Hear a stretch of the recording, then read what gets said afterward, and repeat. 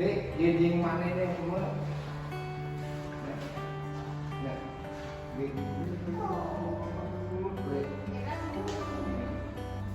โอ้สูงใหญ่แท้ปวดน้ำไม่ค่อยได้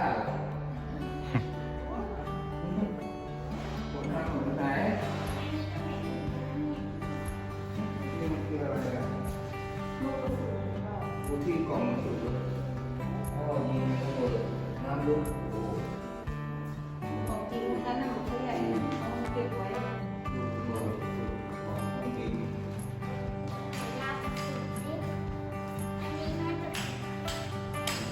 นี่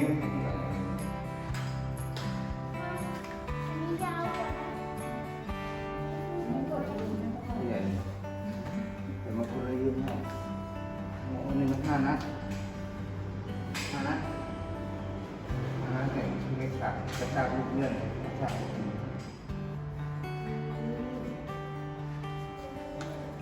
คือลูกซองเลยอย่างตรงนี้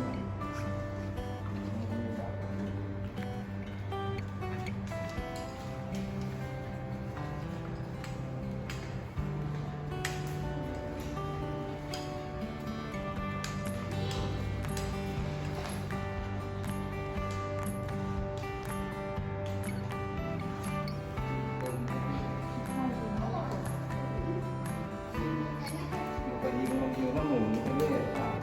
หมุนรอบเนี่ยรอบมีเจ้าของหมดแหละเนี่ยคืนอ่ะดูไหมหาตัวใหญ่เจ้าของก็อยู่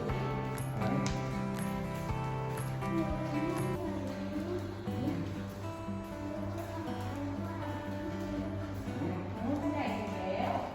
ทำเลยพวกนี้หรอก อ่านที่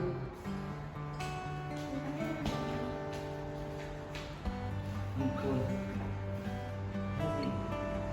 มันก็อันเดียวกันเลย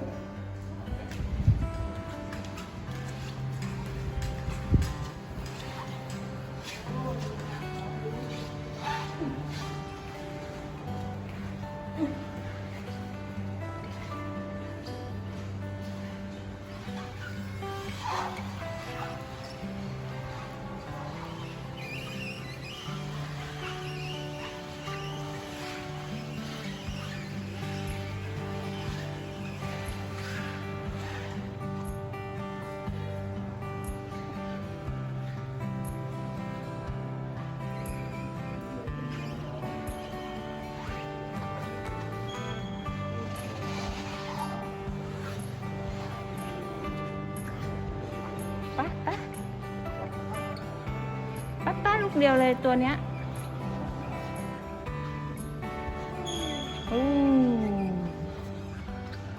ฮะน้ำดูอะไรอะลูก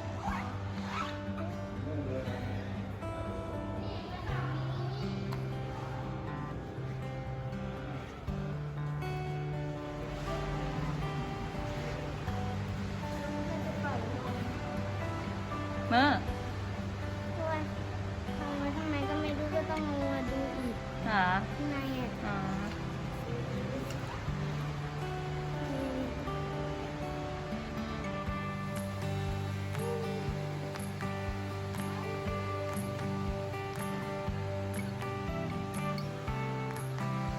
น้องดูอะไรน้องดูเรือเหรอใช่ไหมพี่แกมร้อนไปจะได้ไปหอชมเมืองร้อนแล้วเนี่ย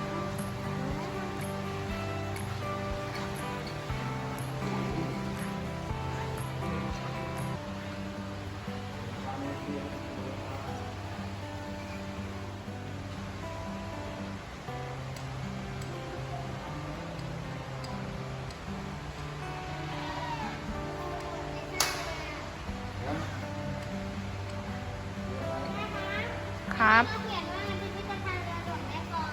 ใช่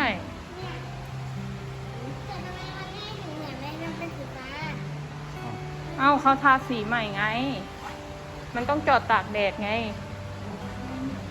เนี่ยเรือหลวงแม่กลองอ่ะที่เราไปดูอ่ะ